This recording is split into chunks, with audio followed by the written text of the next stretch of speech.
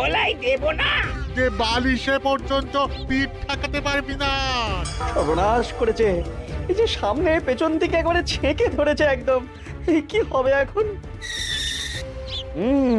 গাছে উঠে পড়তে পারলে বাবাজিরা সহজে নাগাল পাবে না আর। হ্যাঁ,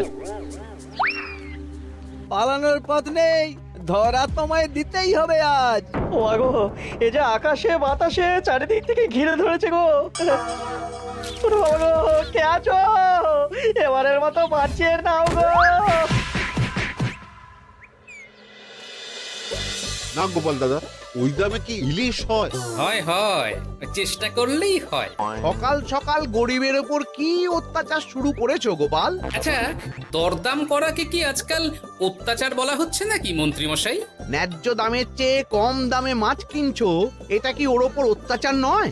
হক কথা। এই দে রে, ওই ইলিশখানা দে দেখি, কত দাম ওটার? হ্যাঁ, যারা না মন্ত্রী মশাই। ব্যাস এইটুকু? আরে এত কম নিলে সংসার চালাবি কি করে রে?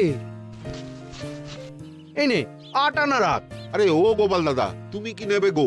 পুঁটি দিয়ে দে, গোপালের জন্য ওইটাই ঠিক আছে।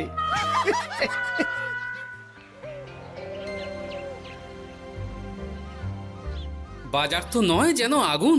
দাও, একটু জল দাও দেখি, খেয়ে প্রাণটা জুড়াই। পুঁটি মাছ কিনতেই এই অবস্থা, ইলিশ মাছ কিনতে বললে তবে কি করবে গো? ইলিশ! ও মা গো, ইলিশের কথা শুনেই যে বিষম খেলে গো। এই জল খাও, জল খাও, জল খাও।